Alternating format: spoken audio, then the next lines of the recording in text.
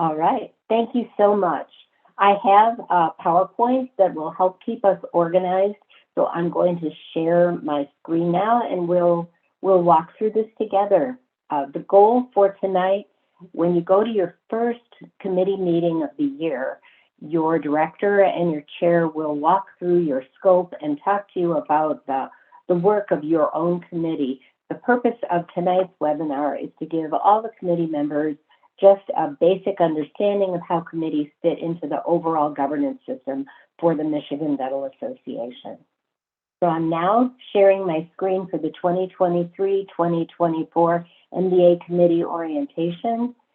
Here are the things that we're going to talk about tonight. We're going to talk a little bit about the MDA organization and structure, our MDA strategic plan, legal issues that are of interest to volunteers, volunteer conflict of interest, a little bit about good governance, and some highlights from our committee operating manual. We'll talk a little bit about leadership resources and about your own committee.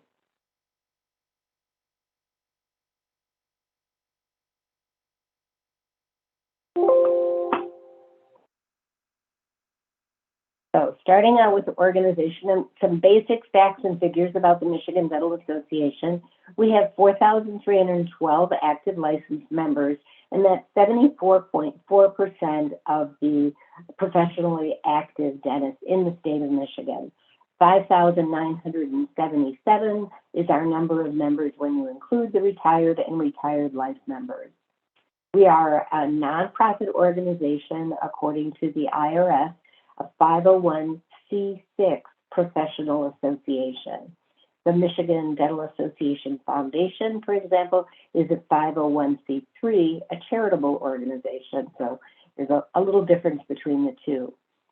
Between MDA, MDA Insurance, and the financial group, the foundation, and our donated dental services department, we have about 60 employees, and full dues this year is $580 plus a mandatory $295 assessment for the public education campaign. This gives you an overview of our structure for governance. You can see I am the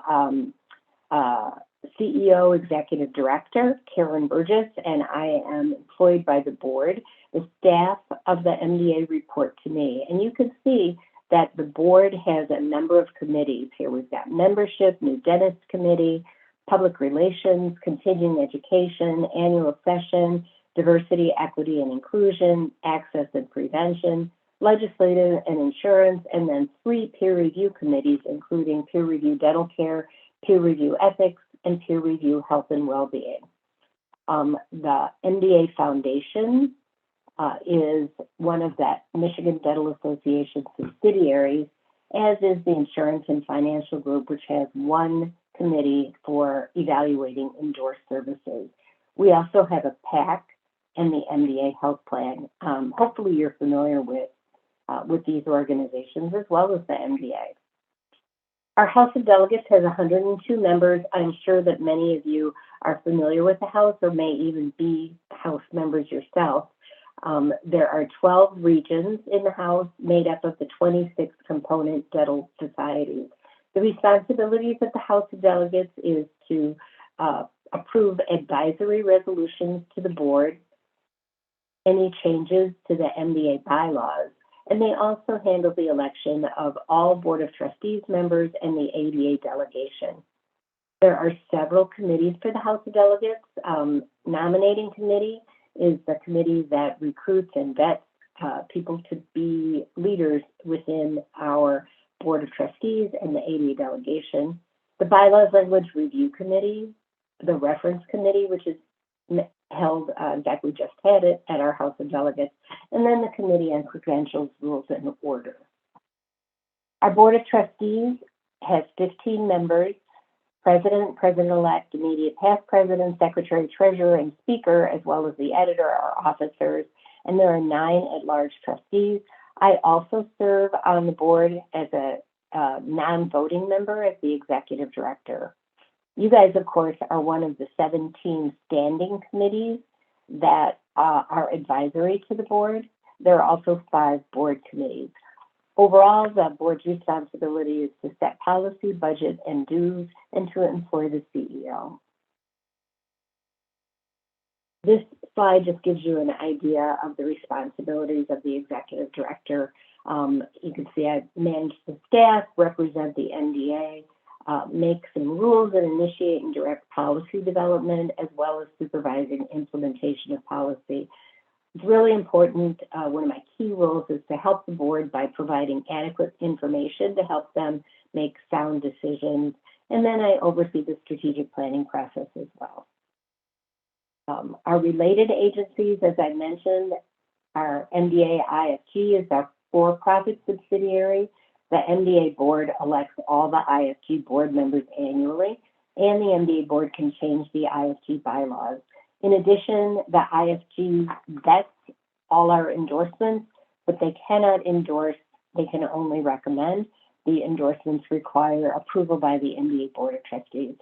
The IFG board does an awesome job, though, so it would be an unusual circumstance where it was recommended and our board did not approve.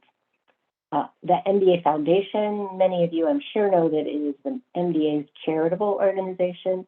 The MDA board elects the foundation board members and can revise its bylaws. The MDA Health Plan is a MIWA, or Multi-Employer Welfare Association.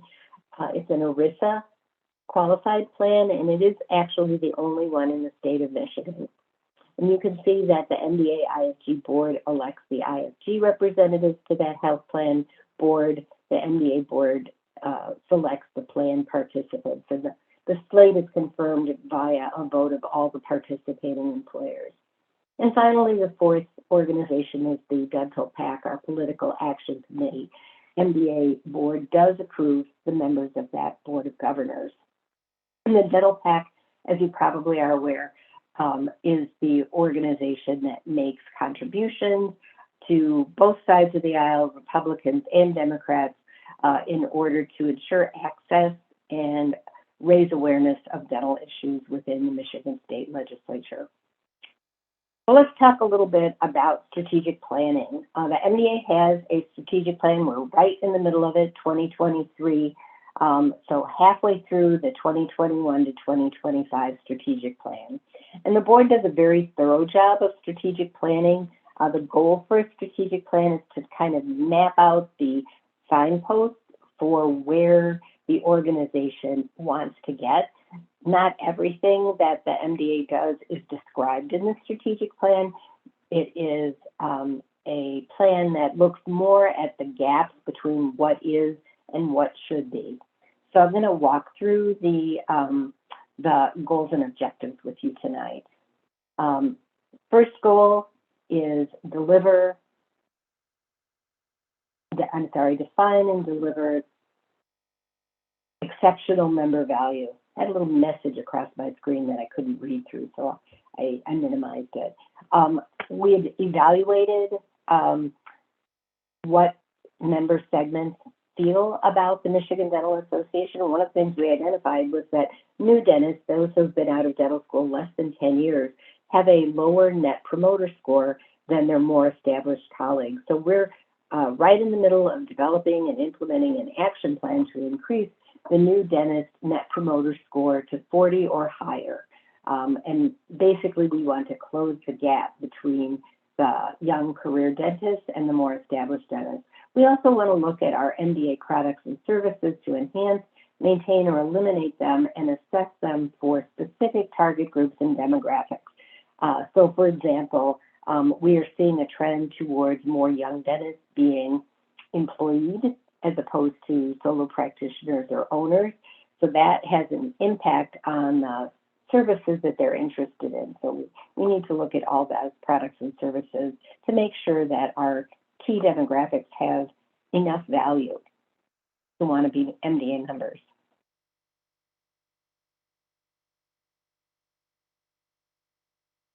Our second goal is about engagement, engaging and developing relationships with our members, increasing member engagement with the MDA through technology for our members overall. And one thing that we're really hip deep into right now is developing analytics for measuring meaningful engagement at the individual member level. We're also finding it very important, just like we are with you tonight, to develop leadership programs throughout the association to help components encourage and develop a leadership pipeline. We also want to incorporate leadership opportunities using remote participation. The example here is the mentor program, but right now, right this minute, we are offering a leadership development opportunity, and you guys are taking advantage of it through the magic of Zoom, right? Goal 3 is to ensure organizational sustainability. That has 2 objectives associated. One is with enhancing financial outcomes. We want to make sure that we have adequate resources in order to meet the needs of our members, and then increasing organizational capacity. So, for example, when there is an area of growth within our membership and interest increases in a particular area, we want to make sure that we align resources to build capacity where needed. So, for example, we are looking at upgrading our website because we're seeing that more and more people are using it on an ongoing basis, and they're looking for an easier and more personal experience. So we're building capacity there. Goal 4 has to do with the diversity, equity, and inclusion at all levels. It's important for us to build relationships and increase collaboration with diverse dental populations. So you may be aware of the Michigan Diverse Dental Alliance. That's an alliance of the MDA with a number of ethnic and other organizations that have come together to develop an approach to help grow the diversity within the dental profession. We also think it's important to develop DEI initiatives and programs incorporating component societies and patient care through our Committee on Diversity, Equity, and Inclusion. We also want to make sure that our leadership reflects our membership and our membership reflects the population of dentistry within the state. Finally, the 5th goal is a very important one as well, advocating effectively for the dental profession and the public's oral health. It's very important to engage effectively with legislators, public officials, and stakeholders. Want to build component engagement with legislative efforts. So many of you may have gone to a legislative event sponsored by your component dental society, or perhaps a grassroots meeting with Lynn Aronoff or Luna Cadby. We've also been looking to recruit dentists to run for public office, and at this point in time, we have 4 MDA members who are seriously eyeing the opportunity to run for public office. Finally, the last goal is to increase member awareness of our advocacy efforts. We do know that many members just trust us to do a good job, which is awesome. It's good to be trusted, but they may not know how difficult it is sometimes just to avoid having legislation passed that would be bad for dentistry. So we want to make sure that our members understand a little bit better what it's like to be behind the scenes and understand the inner workings of our advocacy. And hopefully you have noticed that there's been a lot more communication related to advocacy. So, any questions from anybody? I don't see anything in the chat associated with this. Wanted to take a minute just in case there was someone who had a comment about our strategic plan. Okay. All right, seeing none, let's move on to legal issues. You know, all volunteers are in a special relationship with the organization, and that's the fiduciary relationship. And as you can see on the slide here, fiduciary comes from the Latin word that means trust, a person who has the power and the obligation to act for another. So a fiduciary is someone who stands in a special relation of trust, confidence, or responsibility. And as a committee member, you have fiduciary responsibilities to the MDA. There are 3 responsibilities.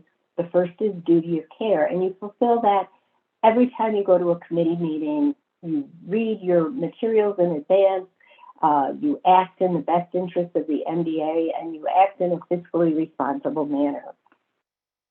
The duty of care on the board side, the board treats the information that you provide very seriously. The board is not there to do committee work.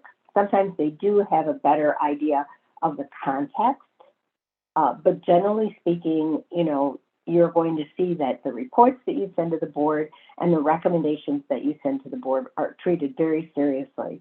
And if there are questions, they may send it back to you and ask for additional information. Another question that we often get from committee members is, gosh, I'm not a financial whiz.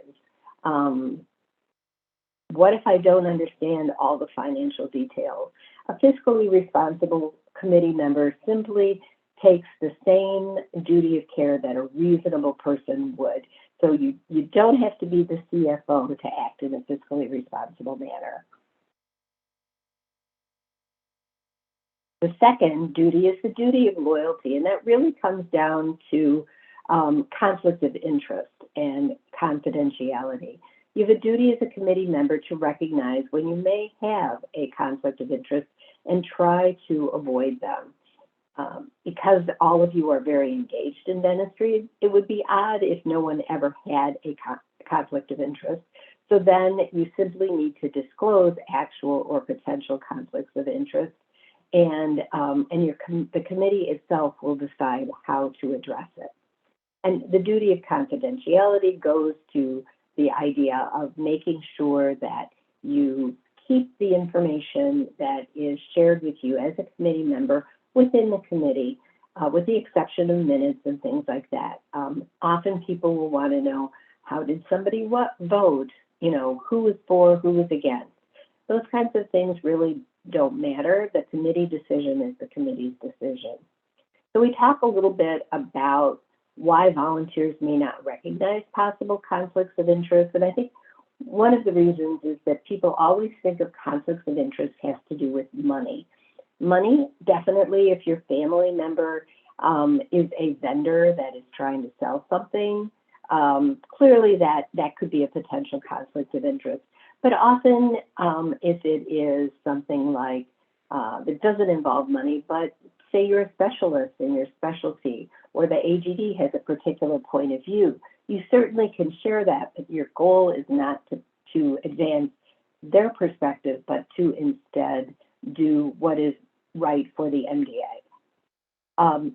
Executive session is something that happens very, very rarely in a committee, usually only if you're talking about a person or some kind of strategy, perhaps in the Committee on Governmental and Insurance Affairs. What can be revealed about discussions in executive session are really only what is published about it. The board will have full access to the executive session minutes, but they are not to be published on the website or anywhere else. And then the third is the duty of obedience, which I always think is funny because it sounds like, you know, you have to line up and do what, say, President Knudsen has asked you to do, but really it's the duty to act in accordance with the governing documents. So our bylaws, our Constitution, MDA mission, vision, and core values, and also to support the decisions that your committees make, even when you don't necessarily agree with them.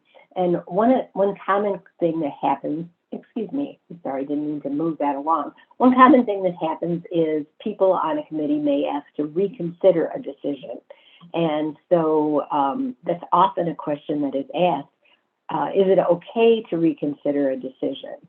And in general, you don't want to be reconsidering at the same meeting unless there is an additional piece of information that is being brought forward that they did not have originally. But it's perfectly appropriate if some time has gone by, the situation has changed. Committees often reconsider or rediscuss many of the same topics over the course of subsequent years. It will be fairly rare that you are in a situation as a committee member for attorney-client privilege. It's a special kind of executive session where the committee is seeking advice from the MDA attorney. The good thing about attorney-client privilege is that if it is maintained and not disclosed, then disclosure cannot be compelled. No one can subpoena us or force the MDA to reveal the discussion that happens in an attorney-client session. However, it must remain confidential. So if one person goes outside of attorney-client and shares something that is meant to be privileged with, say, a family member, a colleague, their partner, whomever, then the privilege is waived. So whatever is discussed in attorney-client must be held in absolute confidence. You can discuss it outside of the committee meeting itself, but only with someone who was in the meeting at the time where it was discussed. So let's talk just a little bit about antitrust. You might be aware that the Michigan Dental Association was sued for antitrust by Smile Direct Club. They alleged that we were conspiring to restrain their business. They did ultimately drop the lawsuit, but it was something that led me to recognize that you do not have to actually be guilty of something to be sued for it. So with antitrust, the appearance of conspiracy is also something you need to be worried about. Antitrust occurs when two or more independent dentists or entities engage in a joint activity. It's either illegal per se, for example, like let's all get together and boycott, or the rule of reason would imply that the outcome would be a restraint of competition. And it can be enforced by the Justice Department, the Federal Trade Commission, or, as I mentioned, suits brought by private parties. So the question would be, what if you and a colleague in the same practice, can you actually be guilty of antitrust? And the answer is yes. It really depends on whether you are sharing the risk or whether you are really practicing together but maintaining separate practices. So it is possible that two dentists in the same practice can be found guilty of antitrust. Okay, that's it for the legal issues. Any questions on legal issues? Is everyone awake? I'm teasing. Let's talk about a special situation, the conflict of interest. You'll be asked to sign a form associated with our MDA policy, and we talked a little bit about this. You or a family member may have a personal or professional conflict with your fiduciary duty to the MDA. Typically, the conflict of interest could be due to using information that you gain through your committee appointment for personal gain or advantage, or to the detriment of the MDA, or using your position. For example, I am the chair of such and such committee. I will, in exchange for doing X, I will expect you to do Y for me. So that would be a conflict of interest. And then, of course, you promise not to use or disclose any non-public, confidential, or proprietary MDA information. Key questions for you when you're filling out the form: do you have a known or perceived conflict? Do you have any personal or professional interest that should be disclosed? What is your definition of personal gain or advantage? If you don't understand, you can always ask. Detriment to the MDA. Oftentimes people think that what they want is in the MDA's best interest, but it may not be their decision to make. And then using or disclosing information that should be pretty clear. All right, so that's your conflict of interest form.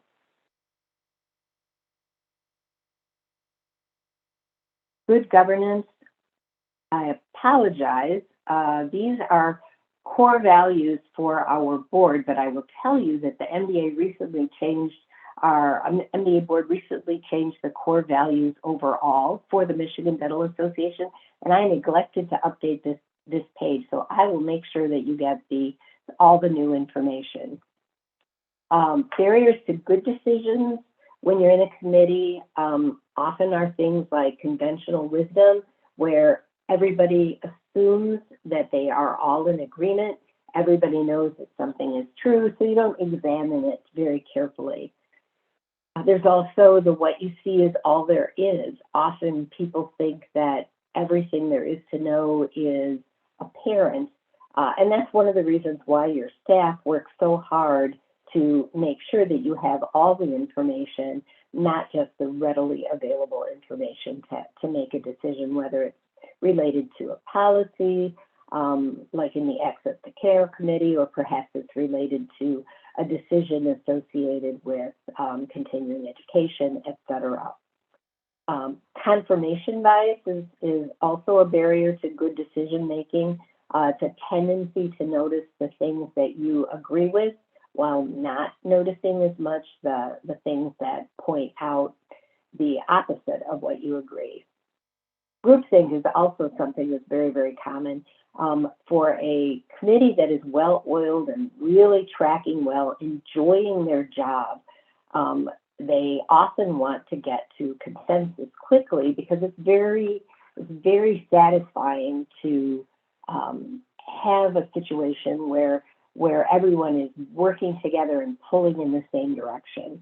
So you have to be a little slow. Sometimes I've even seen committees designate somebody to be the devil's advocate and to argue the other side, just to make sure that it gets addressed. Time pressure, we go back and forth at the board level, for example, about whether we should have timed agendas. The good thing about a timed agenda is everybody sees the progress. They kind of know how much time we anticipate something is going to take. The bad thing about a timed agenda is you feel sometimes that a good discussion is getting you behind. So time pressure can be something that can be a barrier to good decisions. Committees also sometimes recognize that they are wanting to control every part of the implementation, that micromanaging everything associated with the a decision. So if you think about, if you've covered 80% of all the questions or 80% of all the issues, you've probably done a good job with your decision making. And then finally, politics and cliques. If he's against it, I'm against it, or I usually agree with Dr. So-and-so. I didn't really understand this report, but if he's for it, I'm comfortable voting in his the same way he does. So politics, cliques can be something that keep people from really thinking through and making their own decisions. So hopefully, I personally feel that our committees do an excellent job. I make an effort to go and sit in on a number of committees every year, and always happy to see good engagement, thoughtful answers, and whether it's an in-person meeting or a Zoom meeting, generally we're seeing very committed people who have done a good job of prepping and are giving their committee work full efforts, which are much appreciated. Just a little bit, there is a committee operating manual, and your director can get you a copy. Some highlights from that committee operating manual is an understanding of the governance hierarchy. Obviously, at the top, we always follow the law. That is numero uno. Bylaws, we want to make sure that our bylaws are second only to the law. And then manuals and committee manuals, peer review manuals, et cetera, come right after bylaws. Board actions and policies are the fourth level in the hierarchy. And then if you have nothing else to evaluate, you would go to parliamentary procedure. So there's very few things that have to be decided based on parliamentary procedure. Typically, parliamentary procedure is just used to smooth and make organized the work of the committee.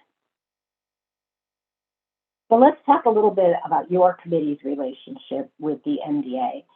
All the committees who are on this webinar tonight are advisory to the Board of Trustees.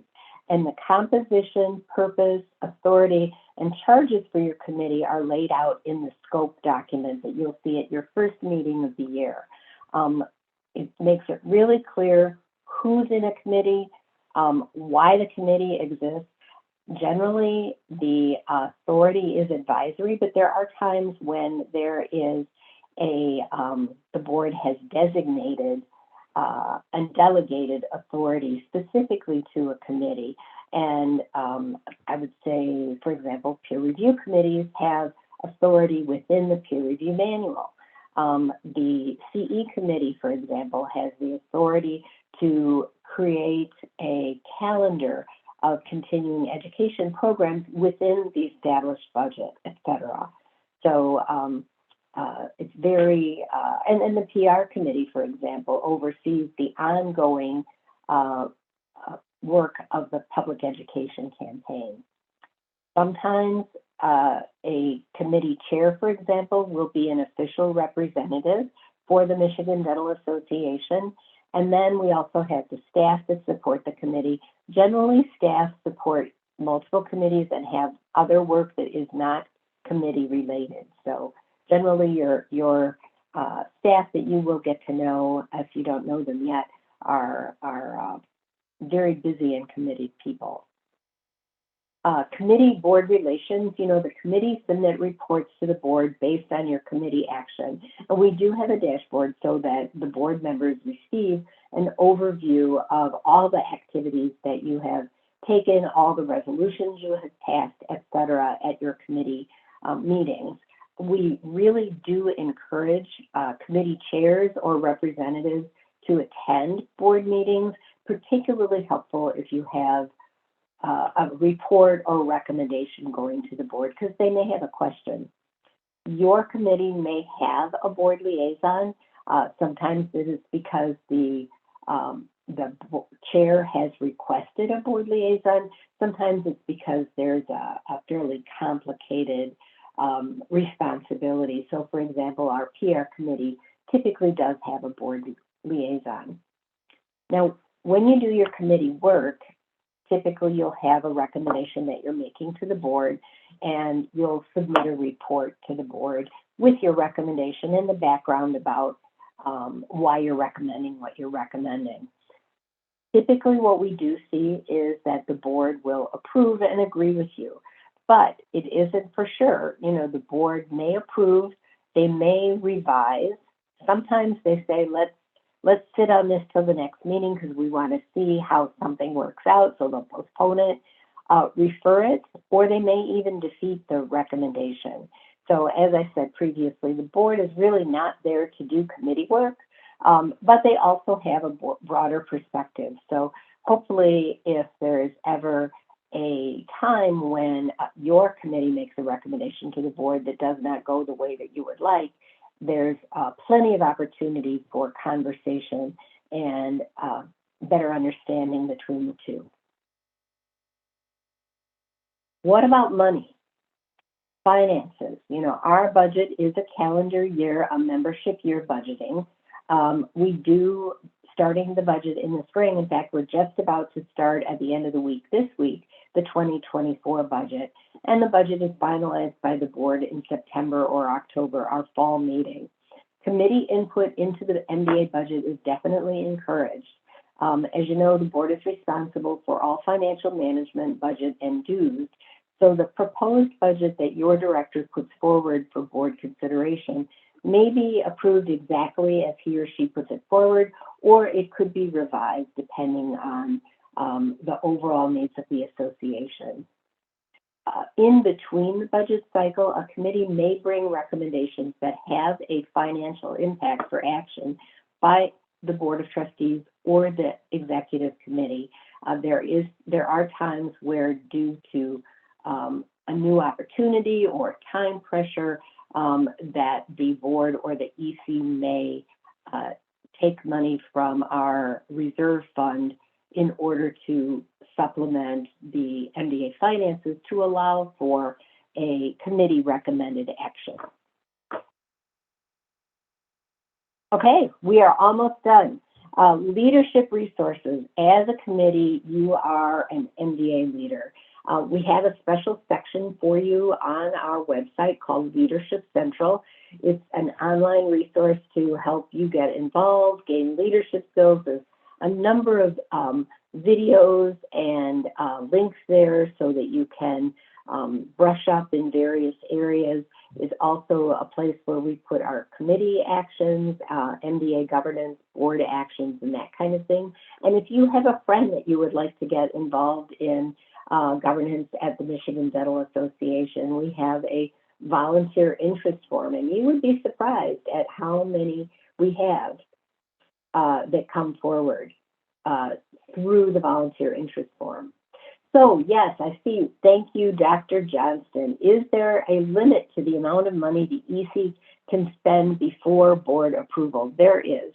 The executive committee can approve up to $25,000. Anything more than $25,000, and it takes board action to allocate that money. And generally speaking, I think the board and the EC are very fiscally responsible. They don't go spending money without a really good reason to do it. But it's also the situation where you cannot always anticipate every opportunity or every necessity during the budget process. Hopefully that answers your question. Also want to encourage all of you to attend the MDA Leadership Forum. The Leadership Forum happens once a year. This year it will be Friday, September 29th at the Crown Plaza in Lansing. We will have about 5.5 hours of CE credit, and the program is all about understanding organized dentistry, enhancing your leadership knowledge, and building your own leadership skills. So it is definitely a event where you can pick and choose the things that you see that will be most helpful to you. And it is a dentist and dental student only event, but we do not require it to be only current volunteers, because this is a great mechanism for people who want to consider volunteering to get to know more about what it's like. So you might want to mark your calendars, and registration is actually already open. So last section about your committee. Just want you to know that your committee scope will, in general, committees are consistent in composition. And it is possible to have consultants to your committee. The purpose of a consultant is to provide needed expertise or perspective that is not already available through the committee members. As we mentioned, the committee's purpose is to assist the board in that area of responsibility. And as I mentioned, authority is usually advisory, but some committees have delegated responsibilities. Duties are ongoing responsibilities that your committee will need to do every year. Charges are what the board has asked you to do this year. Can you have a subcommittee or a work group? Yes. A committee chair may appoint a subcommittee if needed. Committee members and approved consultants can serve on subcommittees as appointed. If you are in a situation where you want to bring somebody new in to be on your subcommittee in order to get some additional information or expertise, all that's required is to get the approval of the MDA president. All you have to do is ask your staff person to request that, and generally I see this goes through pretty smoothly. We just don't want to have a number of people that we're not aware of serving on our committees. We also expect that committees will review the work of subcommittees. So if you do establish a subcommittee, you won't send the information directly from that subcommittee to the board. The committee would review it first. And so subcommittees expire at the end of the leadership year, which is when the House meets, unless they finish their work earlier, and at that point they expire. If for some reason a subcommittee needs to continue, all we need to do is reappoint. So that is all the information I have for you tonight. I appreciate everybody's being here. Is there anyone who has a question that they would like to put in the chat? Any last minute, anything? Oh, thank you, Dr. Forth. I appreciate your saying. I'm glad you thought it was helpful. Thank you. Thank you. All right. Well, have a great evening, and I appreciate your participation, and even more than that, your service on the committee. I think it's wonderful, and we could not get the work of the MDA done without volunteers like you. Thank you.